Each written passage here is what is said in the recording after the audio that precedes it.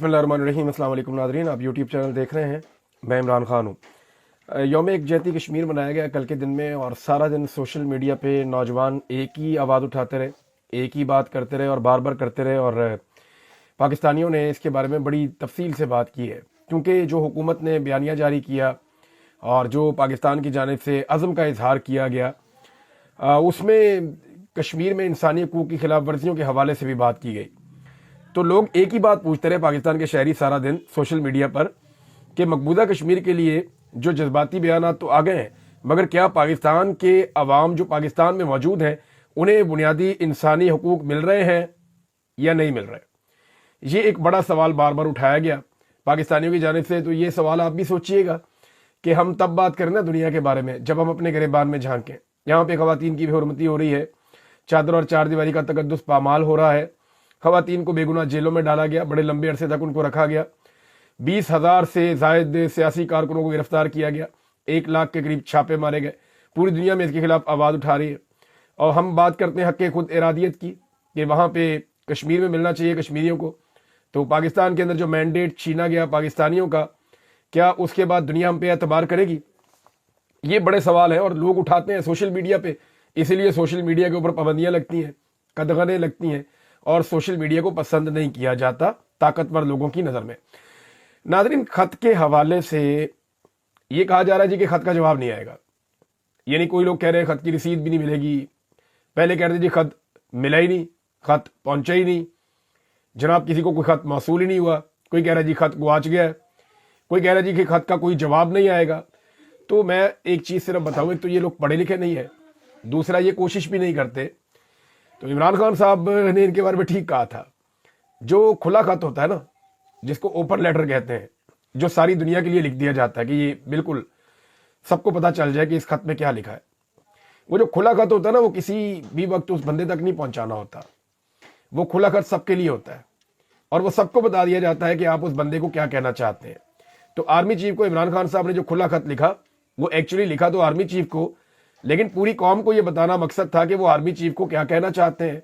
पूरी फौज को भी ये बताना मकसद था, सारे इदारों को ये बताना मकसद था, हुकूमत को ये बताना मकसद था, पूरी दुनिया को आलमी सतह पे बताना मकसद था। उसकी अंग्रेजी में ट्रांसलेशन भी की गई कि इमरान खान साहब आर्मी चीफ को क्या कहना चाहते हैं और उन्हें किस किस्म के गिले और शिकवे हैं। तो ये जो खुला खत लिखा जाता है ना, ये जवाब हासिल करने के लिए नहीं लिखा जाता, वो खुद एक जवाब होता है तमाम ऐसी चीज़ों का जिनके बाद वो जवाब का जवाब बनता है। तो बहरहाल ये खुद एक जवाब होता है जो सिर्फ पहुंचा दिया जाता है। तो जवाब तो जनाब पहुंच गया है। एक और चीज़ नाज़रीन मैं आपको बताऊं कि हुकूमत ने अपनी रविश बिल्कुल नहीं बदली, एस्टेब्लिशमेंट ने और हुकूमत ने अपने आप को बिल्कुल तब्दील नहीं किया।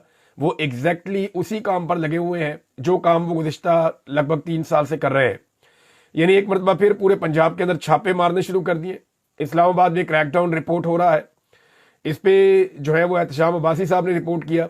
आमिर मुगल साहब जो पाकिस्तान तहरीक इंसाफ इस्लामाबाद के सदर हैं, उन्होंने कारकुनों को खबरदार किया कि वो अपने घरों के अंदर ना रहे, क्योंकि पुलिस क्रैकडाउन कर रही है और कारकुनों की बड़े पैमाने पर गिरफ्तारियां करना चाहती है। आमिर मुगल साहब के हवाले से बताऊं कि इनके ऊपर तो 50 से ज्यादा मुकदमा डाल दिए गए। यानी ये आदमी मेरे ख्याल में इस्लामाबाद में सबसे ज्यादा मरतबा गिरफ्तार हुआ है, लेकिन ये आदमी हिम्मत नहीं हारता। इमरान खान साहब का बड़ा तगड़ा वर्कर है। और अभी कत्ल का एक मुकदमा डाल दिया गया आमिर मुगल के ऊपर, ताकि 1-2 साल के लिए इनको बिल्कुल गायब ही कर दिया जाए मंजर से। तो पार्टी की जानिब से हदायत दी गई कि आप तो जरा साइड पे हो जाए, और एक कायम मकाम सदर भी बनाया गया इस्लामाबाद के लिए। लेकिन इसके बावजूद मैं विजुअल्स देख रहा था कि आमिर मुगल ने इसके बावजूद इस्लामाबाद में पहुंच के वहां पे पॉलिटिकल एक्टिविटीज की हैं, लोगों को मोटिवेट किया है। तो जो चीजें इस तरह हो रही है ना, लोग इतना रिस्क ले रहे हैं, इसका मतलब यह है कि पाकिस्तान तहरीक इंसाफ के ऊपर गोली चलने के बावजूद ये पार्टी हार नहीं मान रही। देखिए, इस्लामाबाद के अंदर गोली चली है और इस्लामाबाद का सदर जो है उस पर कत्ल का मुकदमा भी है और 50 से ज्यादा उसके ऊपर मुकदमे हैं। इसके बावजूद वो पूरी तरह से मोटिवेशन कर रहा है, भाग दौड़ कर रहा है, लोगों को चैनलाइज कर रहा है, ऑर्गेनाइज कर रहा है, और इसी तरह बाकी लोग भी कर रहे हैं। पंजाब में जो छापे पड़ रहे हैं उसमें नईम हैदर पंजूता साहब के घर पे, डेरों पे छापे मारे जा रहे हैं। हालांकि इनके भाई जो हैं वो इंतजार पंजूता साहब को पहले अगवा किया गया, बदतरीन उनको हालात में रखा गया। जब उन्हें छोड़ा गया तो उन्हें एक ऐसी हालत में छोड़ा गया कि एक आम आदमी तसव्वुर नहीं कर सकता इतने जुल्म और बर्बरियत का। तो जो इंतजार हुसैन पंजूता साहब के साथ किया गया, उसके बाद अब उनके भाई नईम हैदर पंजूता साहब को निशाना बनाने की कोशिश की जा रही है। اور ساتھ میں ان کو عمران خان صاحب سے اب ملنے بھی نہیں دیا جاتا۔ شیخ وقاص اکرم صاحب، ان کا بھی رپورٹ ہو رہا ہے ان کے گھروں پہ، ان کے رشتہ داروں کے گھروں پہ چھاپے مارے جا رہے ہیں۔ لاہور میں علی اعجاز بٹر صاحب، عالیہ حمزہ صاحبہ کو پکڑنے کی کوشش کی پولیس نے، لیکن اب انہوں نے ایک چیلنج کیا ہے پاکستان تحریک انصاف نے کہ ہم نے ایک اور حکمت عملی بنا لی ہے اور اس حکمت عملی کے ذریعے سے ہم احتجاج ضرور کریں گے۔ حکومت کے پاس موقع ہے کہ وہ ہمیں این او سی دے دے۔ اگر حکومت ہمیں این او سی نہیں دیتی، یہ پاکستان تحریک انصاف نے کہا ہے، عالیہ حمزہ صاحبہ نے اناؤنس کیا جو پنجاب میں آرگنائزر ہے، اور پاکستان تحریک انصاف کی جانب سے انہوں نے اناؤنس کیا ہے کہ این او سی نہ ملے تو پورا پنجاب جلسہ گاہ بن جائے گا، لہذا حکومت آرام سے ہمیں این او سی دے دے، اس میں ہی حکومت کی بہتری ہے۔ متبادل حکمت عملی یہ ہے کہ اگر 8 فروری کو مینار پاکستان گراؤنڈ میں جلسہ کرنے کی اجازت نہ ملی تو پھر پارٹی نے پلان بھی تیار کیا ہے، پنجاب کے تمام اضلاع میں احتجاجی تحریک کا آغاز کیا جائے گا۔ شوکت بسرا صاحب نے ناظرین ایک سٹیٹمنٹ دیا ہے اور انہوں نے بڑا کھل کر یہ بات کی ہے کہ اللہ گواہ ہے کہ مجھے الیکشن آئی ایس آئی نے ہروایا۔ شوکت بسرا صاحب کو نا بہت الیکشن ہارنے کی تکلیف ہے، وجہ یہ ہے کہ وہ بہت بڑا مارجن تھا۔ اعجاز الحق صاحب تو تیسرے نمبر کے امیدوار تھے، نہ 3 میں نہ 13 میں، ان کو ووٹ بھی نہیں پڑ رہے تھے، اور اس دفعہ لوگوں نے اینٹی اسٹیبلشمنٹ ووٹ دیا ہے، تو لوگ ضیاء الحق کے بیٹے کو ووٹ کیوں دیں گے؟ لیکن ضیاء الحق صاحب کے کیونکہ وہ بیٹے ہیں، اسٹیبلشمنٹ کے ذرا دل کے قریب ہیں، تو اعجاز الحق صاحب کو بنا دیا گیا ایم این اے، جبکہ شوکت بسرا صاحب جو کہ فارم 45 کے مطابق ریئل ایم این اے تھے، ان کو ہرا دیا گیا۔ اب وہ کافی جو ہے وہ غصے میں ہے، انہوں نے کئی جگہوں کے اوپر احتجاج کیا، وہ ضیاء الحق کی قبر پہ بھی گئے، ہر جگہ جا کے انہوں نے بات کی اور انہوں نے ہر جگہ جا کے چیلنج کیا، عدالت میں جا کے چیلنج کیا، لیکن اس کے باوجود شوکت بسرا صاحب کی بات کوئی نہیں سن رہا۔ تو شوکت بسرا صاحب نے فائنلی بتایا کہ میں اللہ کو گواہ بنا کر کہتا ہوں کہ مجھے جو الیکشن ہرایا ہے وہ آئی ایس آئی نے ہروایا ہے۔ ناظرین، میں آپ کو پچھلے ویلاگ میں ایک بات کہہ رہا تھا کہ جو ڈونلڈ ٹرمپ نے کہا پاکستان کو اس کی مذمت کرنی چاہیے۔ ڈونلڈ ٹرمپ نے جو کہا، جیسا کہ پاکستان نے مذمت کی اس وقت جب جو بائیڈن نے سپورٹ کیا اسرائیل کو فلسطین کے خلاف، اور وہاں 46,000 فلسطینیوں کی شہادتیں ہو گئیں، جن میں لگ بھگ 70% خواتین اور بچے تھے۔ تو اب حکومت کو جو ہے مذمت کرنی چاہیے، کیونکہ ڈونلڈ ٹرمپ کا منصوبہ یہ ہے کہ ایویکویشن کی جائے، غزہ کو خالی کروایا جائے، وہاں سے تمام فلسطینیوں کو نکال کر آس پاس کے عرب ممالک میں پہنچایا جائے، اور پھر غزہ کو نئے سرے سے اپنے مطابق تعمیر کیا جائے ملبہ ہٹانے کے بعد، اور جب وہ دوبارہ تعمیر کریں گے، خالی کروا دیں گے، ان کو 2-3-4 سال لگیں گے، وہ ٹائم لیں گے، اور پھر وہ ایسا بیریئر لگا دیں گے کہ اپنی مرضی کے بغیر کسی کو اندر آنے نہیں دیں گے۔ تو یہ ان کا منصوبہ ہے۔ اس منصوبے کے اوپر صفائیاں تو دے رہا ہے امریکی جو اسٹیٹ ڈپارٹمنٹ ہے، ان کی جانب سے جو ترجمان ہے، ان کے صفائیاں تو آ رہی ہیں، لیکن ایگزیکٹلی وہ یہی بات کر رہے ہیں، کوئی زیادہ مختلف بات نہیں کر رہے، لیکن اس کو تھوڑا شوگر کوٹیڈ کر کے کر رہے ہیں۔ اب اس کی مذمت کس نے کی؟ میں نے آپ کو کہا تھا پچھلے ویلاگ میں کہ پاکستان کی صدر کو، وزیر اعظم کو، آرمی چیف کو، وزیر خارجہ کو، سب کی اس کی مذمت کرنی چاہیے۔ آرمی چیف میں اس لیے کہتا ہوں کہ پاکستان کے آرمی چیف کو ویسے ہی ہوتا ہے کہ وہ ایسے معاملات میں بولتے ہیں، کبھی کشمیر پہ، کبھی فلسطین پہ، کبھی کسی اور چیز پہ، تو وہ بات کرتے رہتے ہیں، اور جتنے باہر سے سفیر آتے ہیں ان سے ملاقاتیں بھی کرتے ہیں، سیاسی معاملات میں ان کی ہوتی ہے مداخلت، اور اسی لیے انہیں بھی اس کے اوپر بات کرنی چاہیے، ان کا بھی سٹیٹمنٹ اس پہ بنتا ہے، وہ بھی سٹیٹمنٹ دیں، صدر اور وزیر اعظم تو فوری طور پہ دیں۔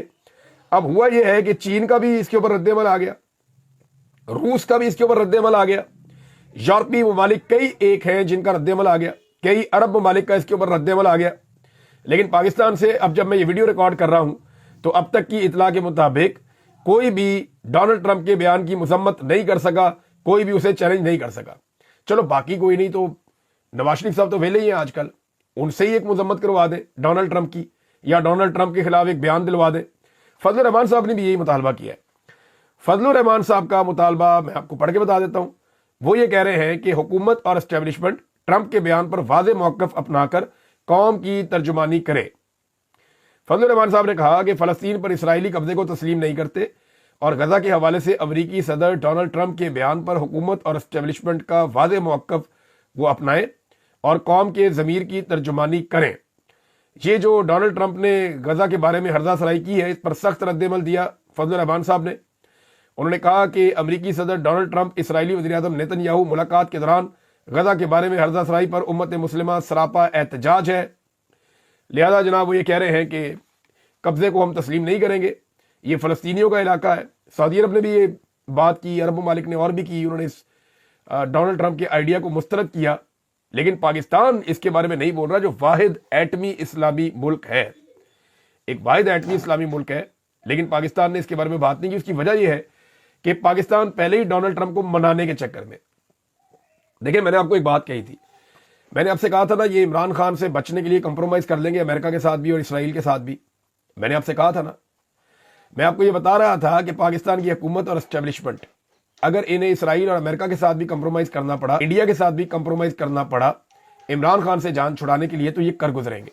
और अब आपको वो सूरत नजर आ रही है ना कि एक ऐसा स्टेटमेंट डोनाल्ड ट्रंप ने दिया जिसके ऊपर कोई भी कमजोर से कमजोर हुकूमत होती तो जरूर मजम्मत करती या इस बयान के ऊपर जो है वो बात करती, लेकिन इस हुकूमत ने अब तक बात नहीं की। वो अभी भी कैलकुलेशन में लगे हुए कि करना क्या है। नाज़रीन, अमेरिका की क्योंकि बात हो रही है तो बिलावल पहुंचे उस नाश्ते में, जो एक दवाइया किस्म का नाश्ता होता है, एक तंजीम करवाती है अमेरिका में एक नाश्ता, और ये होता है जब फरवरी का महीना आता है उसकी जो पहली जुमेरात होती है उसमें ये नाश्ता होता है। अमेरिका के कई इलाकों में होता है, कुछ 4-5 हज़ार बंदा इकट्ठा किया जाता है, कई मुल्कों से लोग आते हैं, मुख्तलिफ सफ़ीर भी आते हैं, मुशीर भी आते हैं, वजीर भी आते हैं, मुख्तलिफ ममालिक से लोग आते हैं, तो सदर भी उस नाश्ते के अंदर मौजूद होता है। तो बिलावल भी वो नाश्ते में पहुंच गए। बल्कि मेरी एक अमेरिकन पाकिस्तानी से बात हो रही थी, वो ये कह रहे थे कि अगर आप मुझे सिर्फ 2 महीने पहले बताएं तो इमरान साहब ये नाश्ता तो मैं आपको भी करवा सकता हूं। वो बड़े बासर आदमी है, अमरीकी हुकूमत में उनका बहुत असर रसूख है। उन्होंने कहा जी अगर 2 माह पहले आप मुझे बताएं तो ये जो नाश्ता है ये नाश्ता मैं आपको भी करवा सकता हूं। उन्होंने ये दावा किया, एक बड़े मोतबर ओवरसीज पाकिस्तानी है जो अमेरिका के अंदर रहते हैं।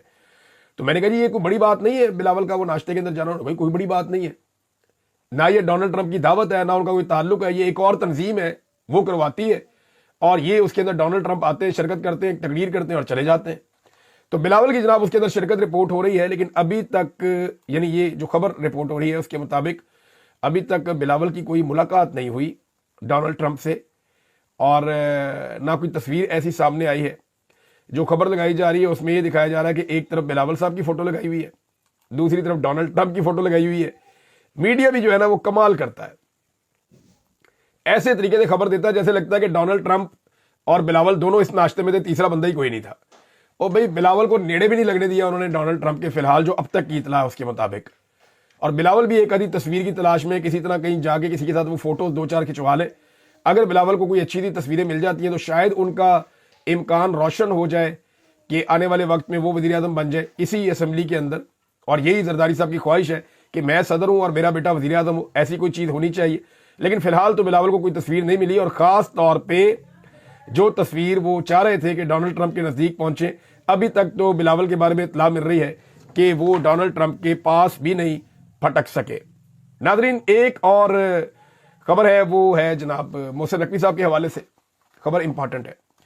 मोहसिन नकवी ने अमेरिका में जाके शिरकत की थी एक ऐसी तकरीब में जो एक ऐसी तंजीम करवा रही थी जो शदीद मुखालिफ है चाइना की, और वो चाइना के खिलाफ हर वक्त प्रोपेगेंडा करते हैं और टिका के प्रोपेगेंडा करते हैं, और चाइना के साथ उनका एक कंपटीशन टाइप का बना हुआ है।